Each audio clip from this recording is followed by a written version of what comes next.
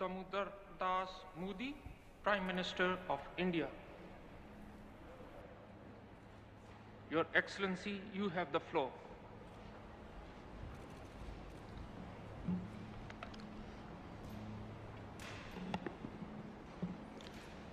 Friends,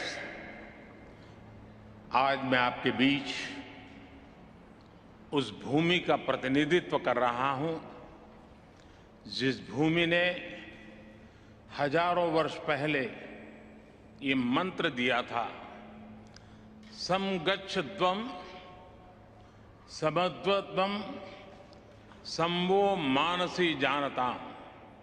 आज 21वीं सदी में ये मंत्र और ज्यादा महत्वपूर्ण हो गया है, प्रासंगिक हो गया है। समगच्छध्वं यानी सभी साथ मिलकर चले, संवध्वं यानी सभी मिलजुल कर आपस में संवाद करें, और संवो मनानसी जानताम यानी सभी के मन भी आपस में मिले रहें। फ्रेंड्स, जब मैं पहली बार क्लाइमेट समिट में पेरिस आया था, तब मेरा यह इरादा नहीं था कि दुनिया में हो रहे अनेक वायदों में एक वायदा अपना भी जोड़ दूं। मैं पूरी मानवता के लिए एक चिंता के साथ आया था।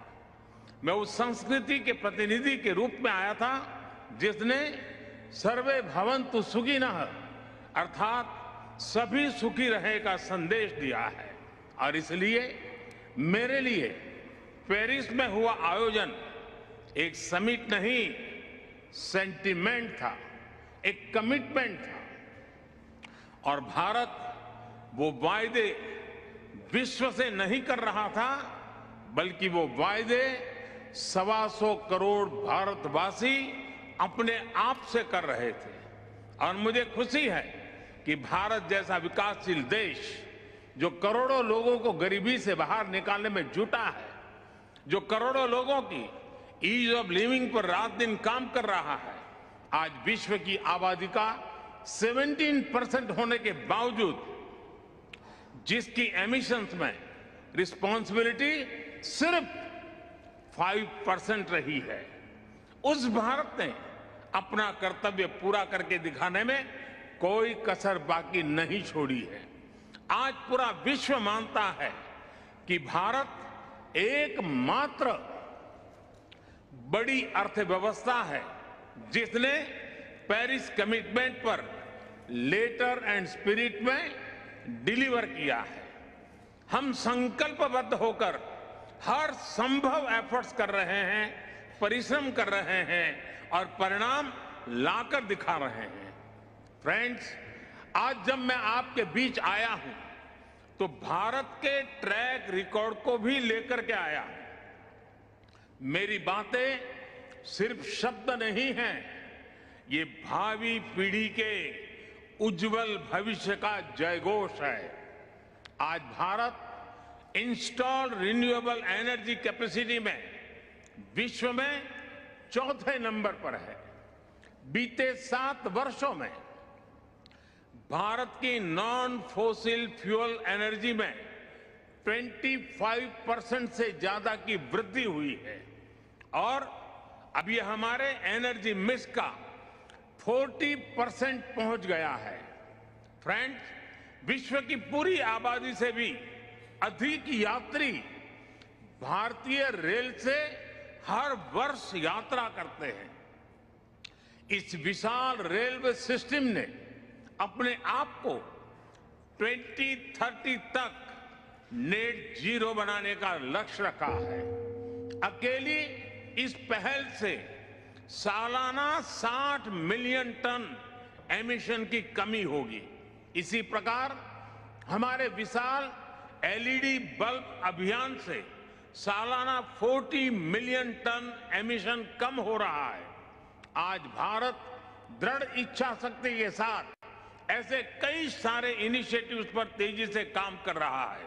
इसके साथ ही भारत ने अंतर्राष्ट्रीय स्तर पर दुनिया का सहयोग करने के लिए इंस्टीट्यूशनल सॉल्यूशन भी दिए हैं। सोलर पावर में एक क्रांतिकारी कदम के रूप में हमने इंटरनेशनल सोलर अलायंस की पहल की। क्लाइमेट एडप्शन के लिए हमने coalition for disaster resilient infrastructure का निर्माण किया है। ये करोड़ों जिंदगियों को बचाने के लिए एक संवेदनशील और महत्वपूर्ण पहल है। फ्रेंड्स, मैं एक और महत्वपूर्ण विषय पर आप सभी का ध्यान केंद्रित करना चाहता हूं। आज विश्व मान रहा है कि क्लाइमेट चेंज में लाइफस्टाइल की एक बहुत बड़ी भूमिका है। मैं आज आपके सामने एक वन वर्ड मूवमेंट का प्रस्ताव रखता हूं। वन वर्ड एक शब्द क्लाइमेट के संदर्भ में वन वर्ल्ड एक विश्व का मूल आधार बन सकता है, अधिष्ठान बन सकता है। ये एक शब्द है लाइफ, LIFE, यानी लाइफस्टाइल फॉर एनवायरमेंट। आज जरूरत है कि हम सभी लोग एक साथ आकर कलेक्टिव पार्टिसिपेशन के साथ लाइफस्टाइल फॉर एनवायरमेंट यानी लाइफ को एक अभियान की तरह आगे बढ़ाएं। ये एनवायरमेंटल कॉन्शियस लाइफस्टाइल का एक मास मूवमेंट बन सकता है। आज आवश्यकता है माइंडलेस और डिस्ट्रक्टिव कंजम्पशन के बजाय माइंडफुल और डेलिबरेट यूटिलाइजेशन की। ये मूवमेंट एक साथ मिलकर ऐसे लक्ष्य तय कर सकता है जो डाइवर्स एरिया जैसे fishing, agriculture, wellness, dietary choices, housing, packaging, hospitality, tourism, clothing, fashion, water management और एनर्जी जैसे अनेक सेक्टर्स में एक क्रांतिकारी बदलाव ला सकता है। ये ऐसे विषय हैं जहां हम में से प्रत्येक को हर रोज कॉन्शियस चॉइस करनी होगी। पूरी दुनिया में करोड़ों अरबों लोगों के हर रोज की ये चॉइसेस क्लाइमेट चेंज के खिलाफ लड़ाई को हर दिन बिलियन स्टेप्स आगे ले जाएगी। और मैं इस आर्थिक आधार पर, वैज्ञानिक आधार पर, बीती शताब्दी के अनुभवों के आधार पर हर कसौटी पर खरा उतरने का मूवमेंट मानता हूं। स्व से समझने का यही रास्ता है, अहम से वयम के कल्याण का यही रास्ता है। फ्रेंड्स, क्लाइमेट चेंज पर इस वैश्विक मंथन के बीच मैं भारत की ओर से इस चुनौती से निपटने के लिए 5 अमृत तत्व रखना चाहता हूं, पंचामृत की सौगात देना चाहता हूं। पहला, भारत 2030 तक अपनी नॉन फोसिल एनर्जी कैपेसिटी को 500 गीगावाट तक पहुंचाएगा। दूसरा, भारत 2030 तक अपनी 50% एनर्जी रिक्वायरमेंट्स रिन्यूएबल एनर्जी से पूरी करेगा। तीसरा, भारत अब से लेकर 2030 तक के कुल प्रोजेक्टेड कार्बन एमिशन में 1 बिलियन टन की कमी करेगा। चौथा, 2030 तक भारत अपनी अर्थव्यवस्था की कार्बन इंटेंसिटी को 45% से भी कम करेगा।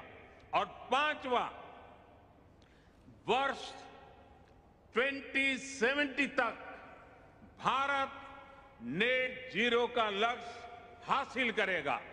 ये पंचामृत क्लाइमेट एक्शन में भारत का एक अभूतपूर्व योगदान होंगे। फ्रेंड्स, ये सच्चाई हम सभी जानते हैं कि क्लाइमेट फाइनेंस को लेकर आज तक किए गए वायदे खोखले ही साबित हुए हैं।